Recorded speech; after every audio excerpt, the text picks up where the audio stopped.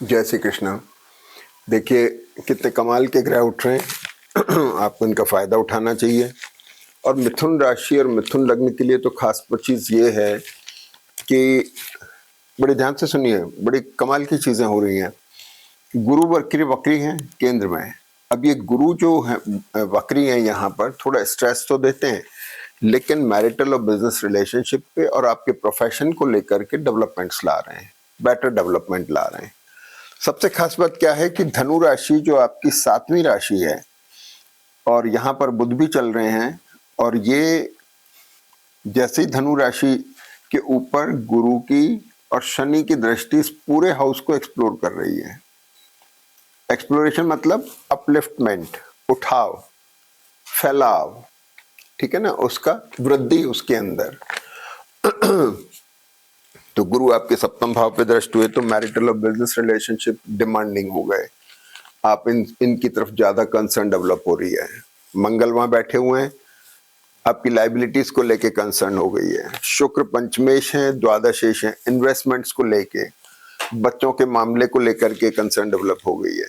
सूर्य तृतीयेश है, आपके efforts, siblings, आपके कार्य प्रणाली, इनको लेके कंसर्न डेवलप हो गई है। और भाग्य शनि और अष्टमेश शनि है जो थोड़ा ट्रैवल प्रॉन भी हो रहे हैं, इनको लेकर के भी है। जिन लोगों का विदेश से संबंधित काम है उनको खासतौर पर उनको फायदा हो सकता है। तो जन्मपत्री कहीं को नुकसान में दिखती नहीं है, फायदेमंदी है। अब आपकी दशाएं अगर अच्छी हैं तो आपको और फायदा देगी, और दशाएं कमजोर हैं तो भी किसी न किसी रूप में आपको जरूर मदद करेगी। राहु केतु यहाँ पर वर्गोत्तम में है। ये एक सबसे खास बात है कि राहु आपके 9वें भाव में है, जो भाग्य का स्थान है, वर्गोत्तम में, और शनि उससे मदद कर रहे हैं। शनि यहाँ एक्सप्लोरिंग है, नक्षत्र बहुत अच्छा है। कुल मिलाकर के जन्मपति और शनि मंगल का जो कॉम्बिनेशन है, एक दूसरे पे दृष्टि है, वो इसको बहुत स्ट्रॉन्ग कर रहे हैं, दोनों हाउसेस को ही। मतलब जन्मपत्री पूरी बंधी हुई है, एक तरह से कॉम्पैक्ट है, जबरदस्त इसमें ताकत है। अब सबसे पहले दिन क्या होता है कि चंद्रमा आपके कर्क राशि में है 5 तारीख को। चंद्रमा यहाँ पर है 5 तारीख को, कर्क राशि में है, मंगल की दृष्टि है। जो आपके 6 लॉर्ड हुए, तो 6 लॉर्ड होने से थोड़ी कंसर्न डेवलप होती है अपने लाइबिलिटीज को लेकर के, कुछ ज्यादा बढ़ गई हैं इस चीज को लेके हो सकता है। अगर आपकी जन्मपत्री में दशाएं कमजोर हैं तो इम्बैलेंस हो गई तो थोड़ी उससे कंसर्न हो सकता है, नहीं तो कुछ नया करके एसेट लेने की तरफ भी थोड़ी सी आपकी पोजीशन बन सकती है। अब यह है कि यहाँ पर एक खास बात यह है कि शुक्र नीच नवांश में गए, कन्या नवांश में, और सूर्य भी कन्या तुला नवांश में गए। ये कॉम्बिनेशन जो है बुध शुक्र का और शुक्र मंगल का, ये कफ, कोल्ड और टूथ प्रॉब्लम का कारक है। तो इस चीज का थोड़ा ध्यान रखना है। जिन लोगों की कफ कोल्ड की टेंडेंसी, वो लोग विशेष ध्यान रखें, उनको थोड़े तकलीफ दे हो सकता है। सूर्य का तुला नवांश में जाना, सप्तम भाव में मंगल और सूर्य का होना मैरिटल और बिजनेस रिलेशनशिप में थोड़ा सा इरिटेशन डेवलप कर सकता है, एग्रेशन ला सकता है, तो थोड़ा ध्यान रखना है। मंगल यहाँ अस्त हैं, शुक्र यहाँ अस्त हैं। अस्त ग्रह स्वास्थ्य पर प्रभाव डालते हैं, तो मंगल शुक्र के कॉम्बिनेशन के जो ग्रह होते हैं उनका कफ एंड कोल्ड से रिलेशन होता है, गले से रिलेशन होता है।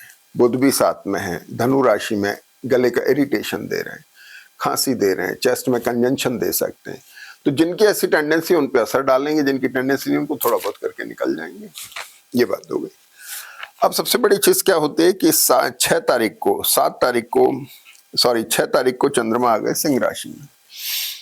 6 तारीख को चंद्रमा सिंह में आ गए, लेकिन 7 तारीख को चंद्रमा वर्गोत्तम में है, 11:56 से 17:58 शाम तक। ये समय आप इस्तेमाल कर सकते हैं, और इस समय के अंदर कोई नए टाई अप्स करना, नए कॉन्ट्रैक्ट साइन करना, नए शुरुआतें करना, मुहूर्त करना, इसके लिए बहुत अच्छा वक्त है ये। मुहूर्त के लिए तो ऐसा कोई नहीं, क्योंकि मलमास चल रहा है, अभी मलमास चल रहा है, लेकिन फिर भी किसी तरह की नई शुरुआतें आप कर सकते हैं। अब चंद्रमा यहाँ सिंह राशि में आ गए, लेकिन सूर्य तुला नवांश में है, केतु के साथ में है, राहु से दृष्ट है, तो थोड़ा सा हल्का इरिटेशन, चिड़चिड़ाहट रह सकती है, थोड़ा ध्यान रखने की जरूरत है। 8 तारीख को चंद्रमा कन्या राशि में आ जाते हैं। अब यहां से बड़ा इंपॉर्टेंट सिनेरियो शुरू होता है। चंद्रमा कन्या राशि में आ गए हैं, और 9 तारीख को बुध जो है कन्या नवांश में आ जाते हैं। तो 8 को चंद्रमा कन्या राशि में है, बुध जो है उच्च नवांश में आ जाते हैं 9 तारीख को। 9 तारीख को आते हैं तो आप ये देखिए, सबसे पहली बात तो ये है कि शनि और चंद्रमा के साथ आकर के रीडिफाइनिंग मोड बनता है। एसेट को लेकर के, आपके प्रोफेशन को लेके, आपके रिलेशनशिप को लेकर के रीडिफाइनिंग मोड बन रहा है, पुनर्विचार चल रहा है, सोच विचार चल रहा है और बेटर करने की तरफ जा रहे हैं। और इस चंद्रमा को ताकत बुध का उच्च नवांश भी दे रहा है, यानी चंद्रमा पावरफुल है, आप ढंग से सोच विचार कर पा रहे हैं, कुछ कॉन्क्रीट सोच रहे हैं, कुछ डिसाइसिव सोच पा रहे हैं। ठीक है, मंगल शुक्र इसके अंदर एक पॉजिटिविटी ला रहे हैं, तो एक बहुत अच्छा साइन है। अब आ जाते हैं 8 तारीख को, चंद्रमा कन्या में शनि से दृष्टि होकर एक्सप्लोरिंग है, क्योंकि शनि बहुत एक्सप्लोरिंग मोड में है। 9 तारीख को बुध कन्या नवांश में आ गए और 10 तारीख को शुक्र वर्गोत्तम में आ गए धनु राशि में। तो शुक्र वर्गोत्तम में आ गए द्वादशेश होके, पंचमेश होके, संतान पक्ष को लेके कंसर्न है, लेकिन अस्त ग्रहों की वजह से किसी को तकलीफ हो सकती है, कफ कोल्ड की शिकायत हो सकती है, एक्सपेंसेस हो सकते हैं, इन्वेस्टमेंट्स हो सकते हैं। दोनों चीजों में फर्क है। एक्सपेंस अपन मानेंगे जब जन्मपत्री की दशाएं कमजोर हैं, इन्वेस्टमेंट तब मानेंगे जब जन्मपत्री की दशाएं अच्छी हैं। दोनों में ही पैसा खर्च हो रहा है, रूप अलग अलग है, ये आपकी मूल जन्मपत्री पर निर्भर करेगा।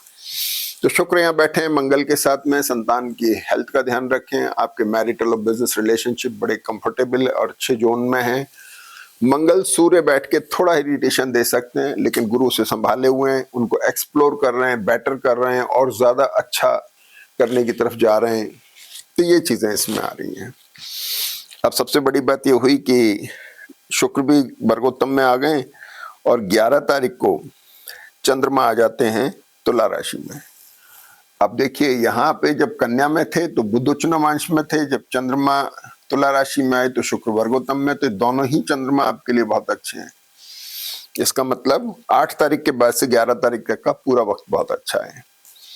शुक्र वर्गोत्तम में चले गए, यहाँ पे चंद्रमा तुला राशि में सुबह 11:30 बजे तक वर्गोत्तम में है।